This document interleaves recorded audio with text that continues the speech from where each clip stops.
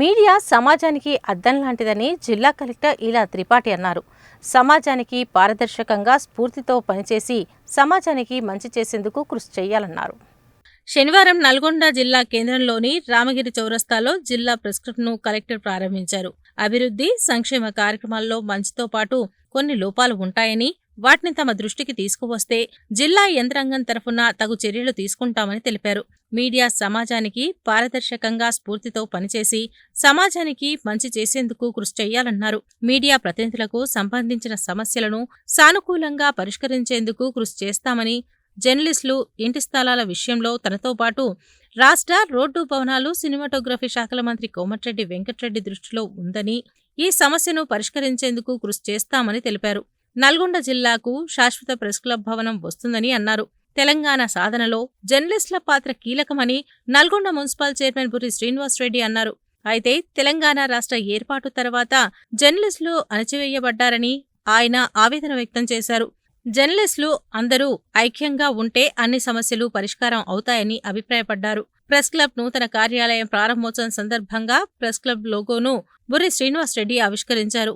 నూతన press club కార్యవర్గానికి అభినందనలు తెలిపిన శ్రీనివాసరెడ్డి, జర్నలిస్టులు వార్తల కవరేజీలో నిక్కచ్చిగా వ్యవహరించాలని, అదే సమయంలో వాస్తవ అవాస్తవాల నిర్ధారణ చేసుకుని వార్తలు వ్రాయాలని కోరారు. మంత్రి కోమటిరెడ్డి వెంకటరెడ్డి చొరవతో సీనియారిటీ ప్రకారం అర్హులైన జర్నలిస్టులందరికీ ఇళ్ల స్థలాలు అందజేసేందుకు ప్రయత్నం చేస్తున్నామని ఆయన హామీ ఇచ్చారు. ప్రెస్ క్లబ్కు శాశ్వత భవనం ఏర్పాటుకు తన వంతు సహకారం ఉంటుందని మున్సిపల్ చైర్మన్ బుర్రి శ్రీనివాసరెడ్డి ఈ సందర్భంగా ప్రకటించారు. ఈ సందర్భంగా ప్రెస్ క్లబ్ నూతన కార్యవర్గ పదవీ బాధ్యతలు స్వీకరించింది. ఈ కార్యక్రమంలో సమాచార శాఖ ఏడీ వెంకటేశ్వర్లు, నల్గొండ ప్రెస్ క్లబ్ జిల్లా అధ్యక్ష ప్రధాన కార్యదర్శులు ఎర్రెడ్ల చంద్రశేఖర్ రెడ్డి, వంగాల శ్రీనివాసరెడ్డి, గౌరవ అధ్యక్షులు గార్లపాటి కృష్ణారెడ్డి, ట్రెజరర్ గుండాల యాదగిరి, సీనియర్ పాత్రికేయులు చింతాకింద గణేష్, మట్టయ్య, మంజుల, అశోక్ రెడ్డి, విజయభాస్కర్, కిరణ్ రెడ్డి, అష్ఫక్ అహ్మద్, సయ్యద్, యాదగిరి, ఉపేందర్, సురేష్, కనకయ్య, బజంగ్ ప్రసాద్, సుధాకర్, రామకృష్ణ, భాస్కర్, యాదయ్య, కిరణ్, సాదక్ అలీ, శ్రీనివాస్, ఫణీంద్ర, కృష్ణ, రవీందర్, వెంకటేశ్వర్లు, మదనాచారి, శ్రవంతి, ఉయ్యాల లింగయ్య, రాంప్రసాద్, సోమచంద్రశేఖర్, సత్యం, శ్రీనివాస్, దశరథ, పలువురు వీడియో జర్నలిస్టులు, ఫోటో జర్నలిస్టులు తదితరులు ఈ కార్యక్రమంలో పాల్గొన్నారు. నల్గొండ టౌన్లో ప్రెస్ క్లబ్ నల్గొండ తాత్కాలిక బిల్డింగ్ ఈరోజు ఆవిష్కారం చేయడం జరిగింది.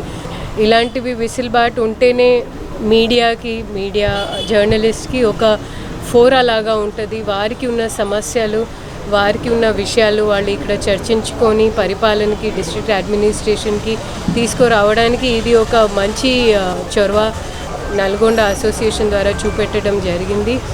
కొన్ని విషయాలు కూడా మా దృష్టికి ఈరోజు ఈ సమావేశంలో తీసుకురావడం జరిగింది.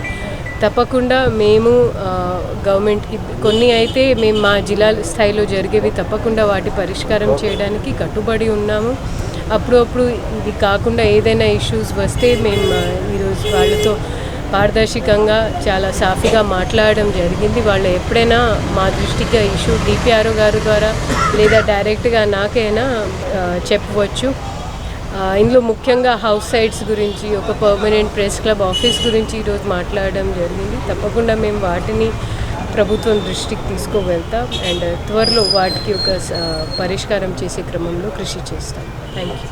మీ ప్రెస్ క్లబ్ మీరు ఐక్యతగా మీరు కొట్లాడితే మీకు 100% మీకు పని మీరు అనుకున్న కోరికలు ఉంటాయి. ఎందుకంటే అన్నా చెప్పిన కృష్ణ కూర్చొని మాట్లాడాలన్నా ఆల్రెడీ యూనియన్ బిల్డింగ్ స్లాబ్ వేసి ఉంది మున్సిపాలిటీ ఎదురుగా, దాన్ని మేము పూర్తి చేసి ఇవ్వదు 100%. ఎందుకంటే ఇప్పుడు మీరు ఒకరికి ఇచ్చిన మిగతా వాళ్ళు ఉంటారు, మీరు కూర్చొని మాట్లాడి ఆ బిల్డింగ్ మొత్తం పూర్తి చేసి ఇస్తాం. విత్ ఇన్ మీకు మే వరకు పూర్తి చేస్తాం. మీరందరూ కూర్చొని ఒక వేదికగా ఏర్పడి 100%. ఎందుకంటే అది ఇప్పుడు ఎవరికి ఇవ్వాలో మాకు తెలియదు. ఒక్కరు చేస్తే మిగతా వాళ్ళు మాట్లాడబడతారు 100%. అంజనకు తెలుసు, వాళ్ళకి ఇస్తే అంజనకి ఇస్తే అవుతారు రూపాయలు. కాబట్టి మీరందరూ ఒక వేదిక ఏర్పాటు చేసుకుంటే ఆ బిల్డింగ్ స్లాబ్ వేస్తుంది, మీరు చూసి ఉంటారు. అది పోస్ట్ ఆఫీస్ ఎందుకు దాని ఎదురు కాదు, అది పూర్తి చేస్తాం. 100% పూర్తి చేసి ఇస్తాం. మీరు ఇచ్చిన లిస్టు మేము మీ యూనియన్ కూర్చొని ఏదైతే పెడతారో ఆ లిస్టు కోసం అప్రూవ్ చేస్తాం. దాంట్లో 10 years క్రైటీరియా పెట్టుకోండి. నెక్స్ట్ ఫేజ్ చూపిస్తాం, ల్యాండ్ ఉంది కాకపోతే దూరం ఉంటుంది, అక్కడ కూడా ప్లాట్ ఎలా చేస్తాం. 100% ఎవరికైనా మీ జర్నలిస్టులకు ఇబ్బందులు ఉంటే మంత్రి గారి దృష్టికి తీసుకురండి. 100% మా ద్వారా మీరు దాటిపోయినా కూడా. రెండవది మిత్రులకు కోరేది ఏంటంటే, మీరు ఒకటి రాస్తప్పుడు తప్ప అవతల మా వివరణ కూడా తీసుకోండి. ఎందుకంటే మాకు కూడా బాగా వివరణ తీసుకోండి. మా తప్పు ఉంటే రాయండి, వద్దనే లేదే లేదు. ఎప్పటి నుంచో ఎదురు చూస్తున్న కళ సహకారం కాలేదు. మేము మండలాలలో కూడా మేము కొన్ని ఇప్పించినటువంటి సంఘటనలు ఉన్నాయి. అవి మేము తీసుకోలేదు, మేము తీసుకోలేదు. మా చేతి మీద కదా ఒక 60-80% మండలాలలో నా చేతి మీద వచ్చిన సంఘటన ఉన్నాయి. కాబట్టి నల్గొండ పట్టణం ఒక్క ప్లేస్ కాకుండా నల్గొండ కూడలో ఏ ప్రాంతంలో ఎక్కడెక్కడ ఇచ్చినా ల్యాండ్ పద్ధతి ద్వారా మేము తీసుకుంటాం. ఒకే దగ్గర అనేటువంటిది కూడా అది సాధ్యమైనటువంటి పని కాదు. దాదాపు 250 మంది దాకా నల్గొండ టౌన్లో పనిచేస్తున్నారు. కాబట్టి అది పెద్ద మనసుతోటి మంత్రి గారితో చెప్పి మీరు ముందు ఉండి మీ చేతుల మీదకి వెళ్ళి ప్లాట్లు ఇప్పిస్తారని మేము ఆశిస్తూ, ఇంతకన్నా ఎక్కువ మిమ్మల్ని మాత్రం మేము వేరే ఏమీ కోరట్లేము.